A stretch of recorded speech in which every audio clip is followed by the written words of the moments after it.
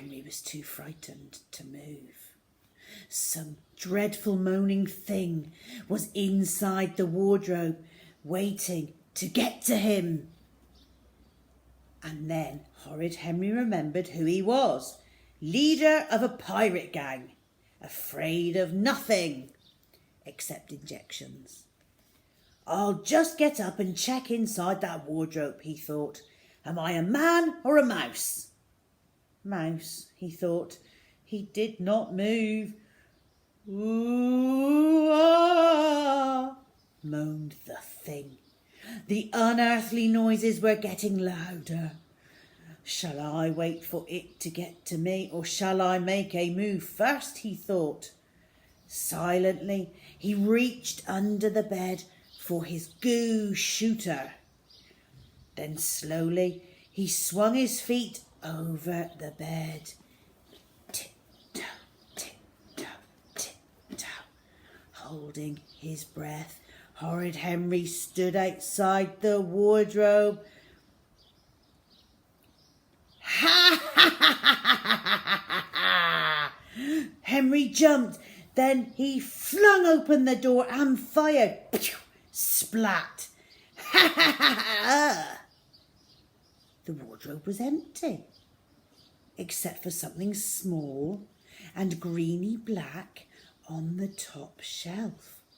It looked like it was. Henry reached up and took it.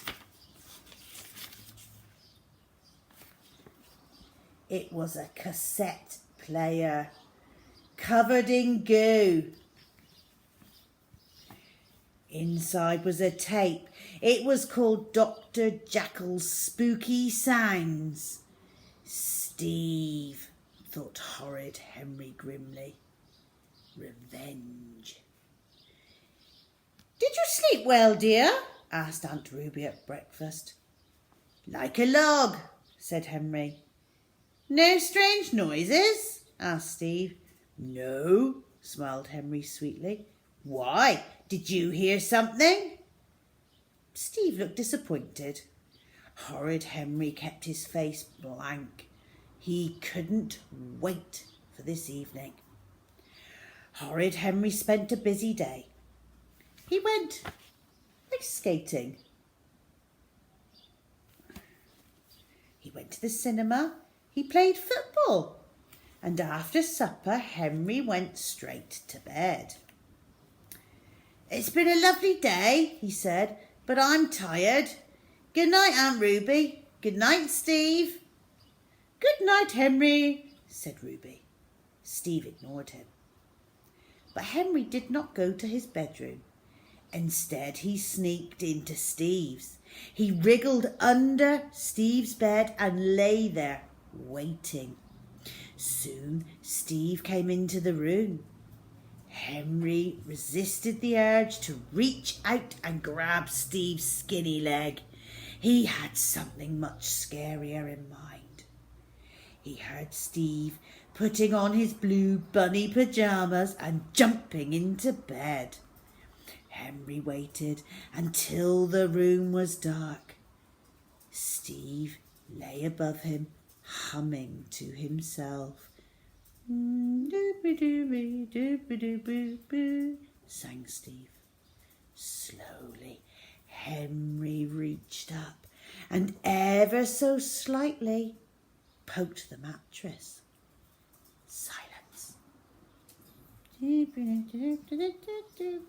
Sang Steve a little more quietly. Henry reached up and poked the mattress again. Steve sat up. Then he lay back. Henry poked the mattress again, ever so slightly. Must be my imagination, muttered Steve.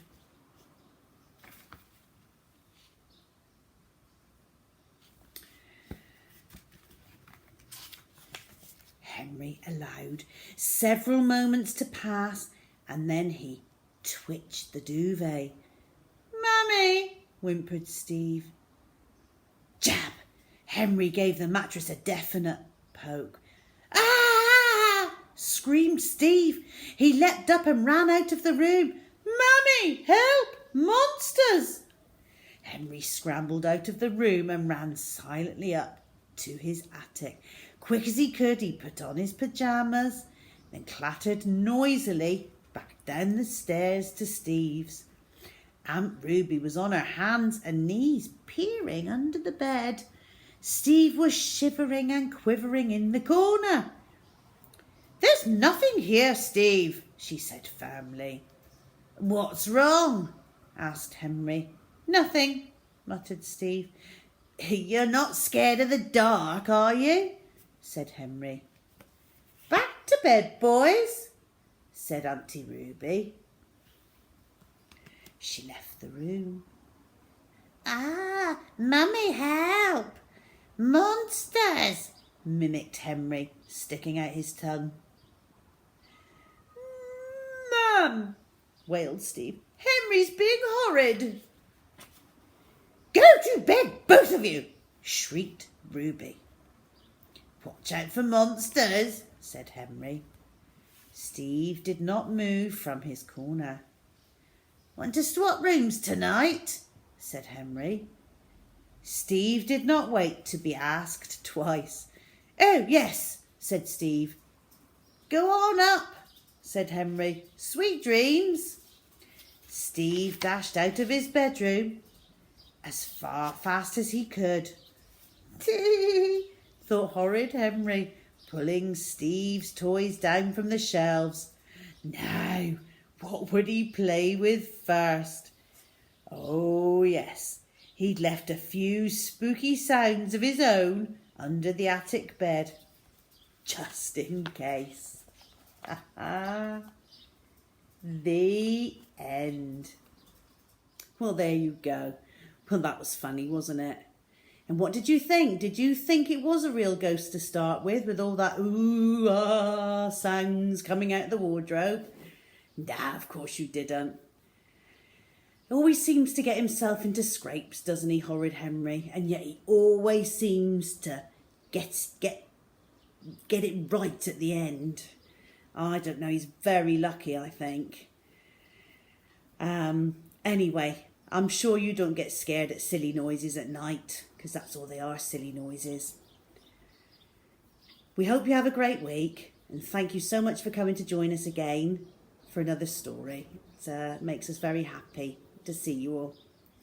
Take care of yourselves, and Rusty and I will be back next week for another story.